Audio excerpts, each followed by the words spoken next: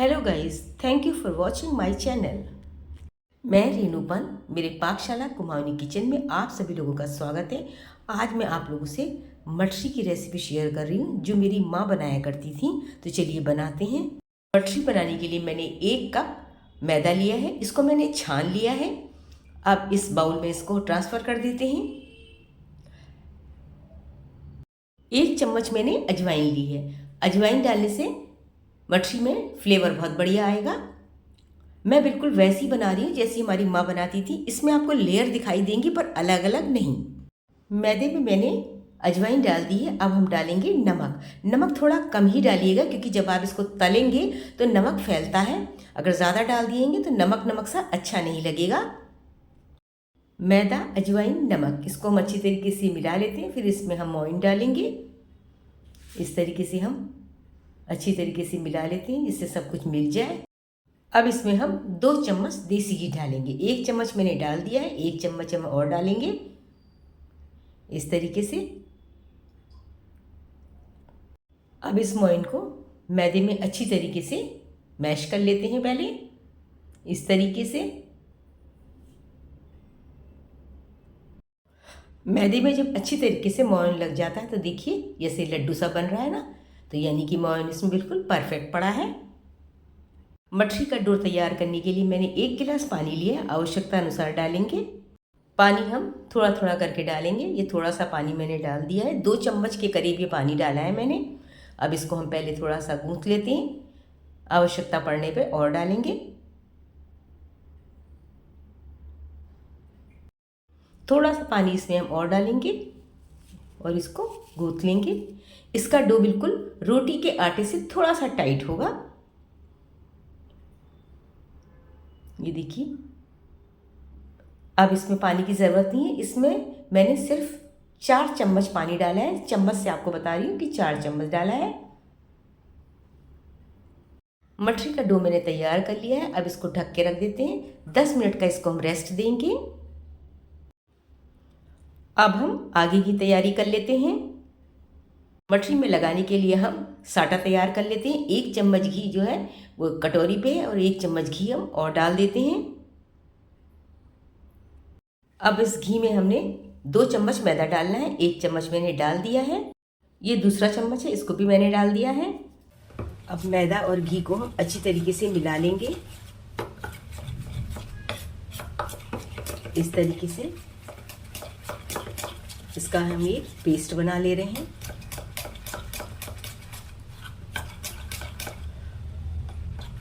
अब इसको मैं 5 मिनट के लिए फ्रिज में रख दूंगी जिससे थोड़ा टाइट हो जाएगा, तो इसको मटरी में लगाने में आसानी रहेगी, वो आसानी से फैलेगा। ये देखिए स्मूथ सा साटा तैयार हो गया है। अब इसको 5 मिनट के लिए फ्रिज में रख देते हैं। चलिए अब मटरी के डो को देख लेते हैं। डो बिल्कुल तैयार है। अब इसकी हम लोई काट लेते हैं। लोई काटने से पहले हम थोड़ा सा इसको और गूंथ लेते हैं इस तरीके से।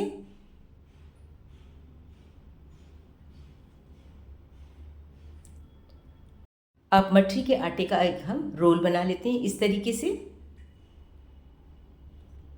अब जो ये रोल बनाया है इसकी हम लोई काट लेते हैं।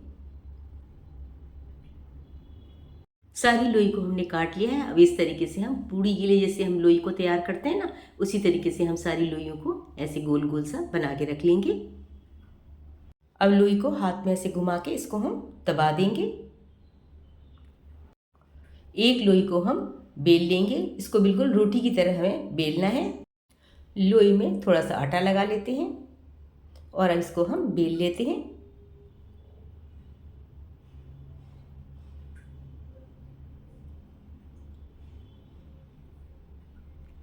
रोटी को हमें बहुत पतला बेलना है। रोटी देखिए हमने बेल ली है।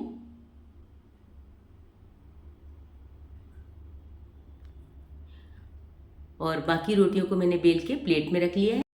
अब एक एक करके सभी रोटियों में हम साटा लगाएंगे। सबसे पहले हम इस रोटी में साटा लगाएंगे। इसको मैं हाथ से लगा रही हूँ। अच्छी तरीके से हाथ से इसमें चारों तरफ साटा लग जाना चाहिए। इस तरीके से।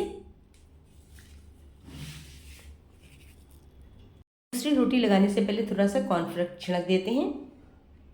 आप इस रोटी को नीचे वाली रोटी के ऊपर चिपका देते हैं और इसी तरीके से ऊपर वाली रोटी में भी हम साटा लगाएंगे। पहले अच्छी तरीके से दबा लेते हैं कि कहीं पे कोई बबल्स ना रहें। अब दूसरी रोटी के ऊपर भी हम साटा लगा देते हैं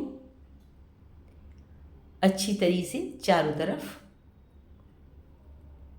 अब कॉर्नफ्लोर की थोड़ी सी डस्टिंग कर देते हैं। इसी रोटी पे भी हमने साटा लगा लिया। अब थोड़ा सा कॉर्नफ्लोर छिड़क देते हैं। अब इस चौथी रोटी को भी चिपका देते हैं और इसके ऊपर भी हम साटा लगा देंगे। अब ये सबसे आखिरी वाली रोटी है, इसके ऊपर भी हम साटा लगा देंगे। साटा मैंने उतना ही बनाया जितनी की आवश्यकता थी, बिल्कुल भी बचा नहीं है।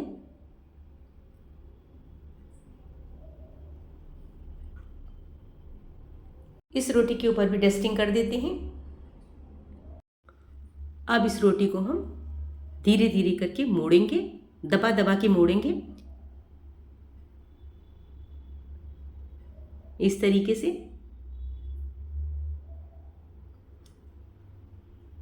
सारा प्रोसीजर वही है, पर लास्ट में मेरी माँ जो थी वो उसको पूरी की तरह बेल देती थी, जिसमें कि उसकी सिर्फ लेयर्स दिखाई देती थी, अलग नहीं होती थी। मैंने वही वाली बनाई है। इस तरीके से हम पहले पूरा लपेट लेते हैं इसको। ये काम धीरे धीरे करना है, बहुत तेजी से नहीं करना है। और इस तरीके से दबा दबा के हम इसको लपेट रहे हैं।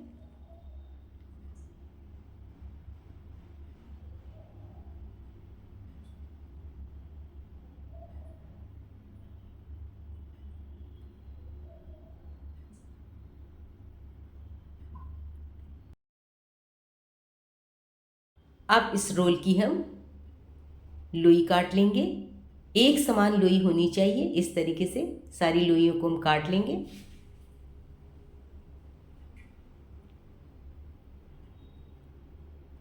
सारी लोइयों को हमने काट लिया है। इस तरीके से इसे हम घुमाएंगे। देखिए आपको लेयर्स दिखाई दे रही होंगी। इस तरीके से हम दबा देंगे।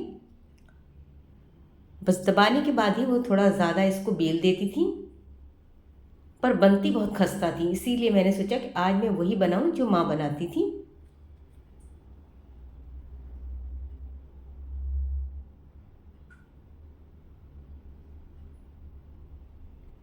सारी लोइयों को मोड़ के तैयार कर लिया है। इसको हम पूरी की तरह बेल लेंगे। 5 पूरी मैंने बेल के रख ली है। अब इनको हम तल लेते हैं पहले।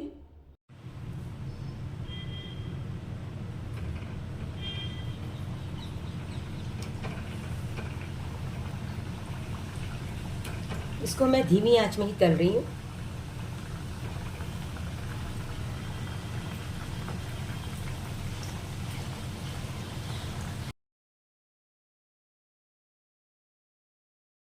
मठरी तैयार हो गई है। अब इसे हम निकाल लेते हैं।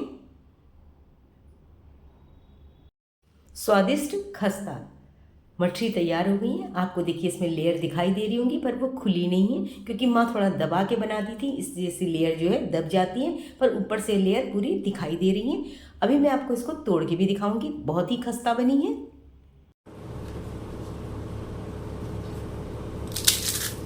आई आवाज़, देखिए कितना क्रिस्पी है। खस्ता मठरी की रेसिपी अगर आप लोगों को पसंद आती है तो प्लीज़ लाइक ज़रूर कीजिएगा। इसमें आपको इस बात का टेंशन नहीं लेना है कि आपकी लेयर्स नहीं दिखाई दे रही हैं। इसमें लेयर्स दिखाई देंगी पर खुली हुई नहीं है, उससे कोई फ़र्क नहीं पड़ता। स्वाद में कोई कमी न होगी। बहुत ही टेस्टी बना है। मेरी माँ की ये रेसिपी खस्ता क्रिस्पी मठरी की रेसिपी अगर पसंद आती है तो प्लीज़ लाइक ज़रूर कीजिएगा। मिलते हैं एक नई रेसिपी के साथ अगले वीडियो में। तब तक के लिए जय श्री राम।